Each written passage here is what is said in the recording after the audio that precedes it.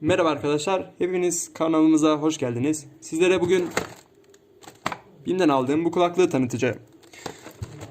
Kulaklığımız güzel bir kulaklık. Öncelikle onu söyleyeyim. Yani ben beğendim. Fiyatı 50 TL, uygun bir fiyatı var.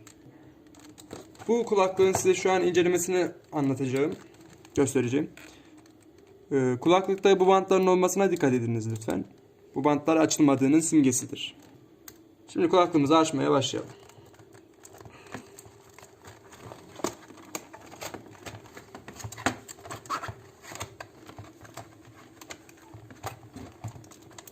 Evet, kulaklığımızı çıkarıyoruz.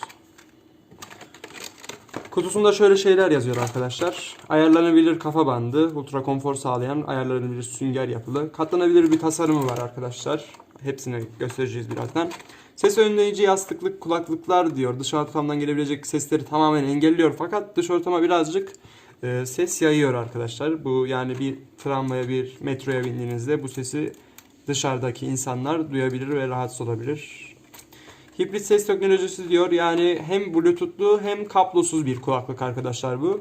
Teknik özelliklerine gelecek olursak Bluetooth 5.0 kullanıyor.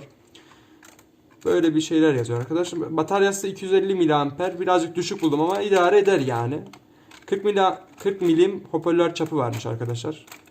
6 saate varan müzik dinleme süresi ideal bir süre yani. Bir bisiklet sürerken, koşu yaparken bunları çok rahat olarak kullanılabilir. Şimdi kutuyu atalım arkadaşlar şöyle bir kenara. Şunları da koyalım bir kenara. Kulaklığımıza gelelim. Evet. Asıl makinemiz bu arkadaşlar. Bu kulaklıkta arkadaşlar yanlarda kontrol tuşları var arkadaşlar. Kontrol yerleri. Süngerleri böyle arkadaşlar. Siyah süngerleri var. Evet arkadaşlar. Şöyle bir katlanması var. Kolay bir, hafif yani. O kadar ağırlığı da yok ya. Sanırsam 75-100 gram falan bir şey yani. O kadar ağır bir şey de değil. Taşınabilmesi de kolay. Arkadaşlar şurası suni denir sanırsam.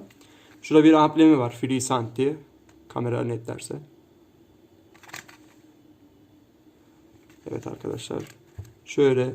Tasarımı bence gayet hoş ve şu tuşları da şöyle. Şurada kapatma tuşu var arkadaşlar. Şurada kapatma tuşu var. Şurada ses kısma tuşu.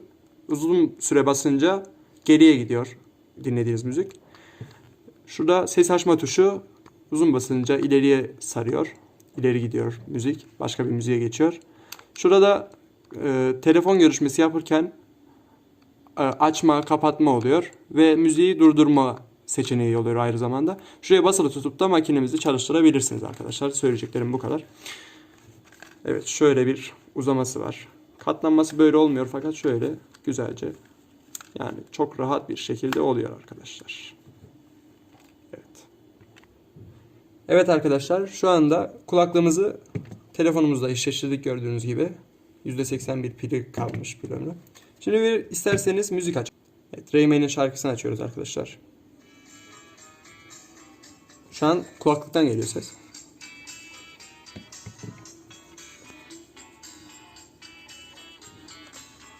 Tamam, atlayalım. İleri saralım.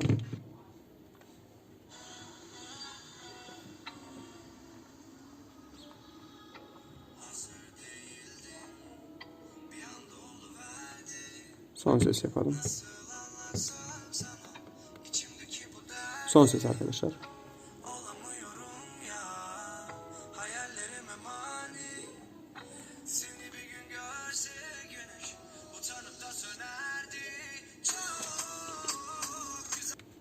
Arkadaşlar sesi bence gayet güzel bir şekilde yani çıkıyor.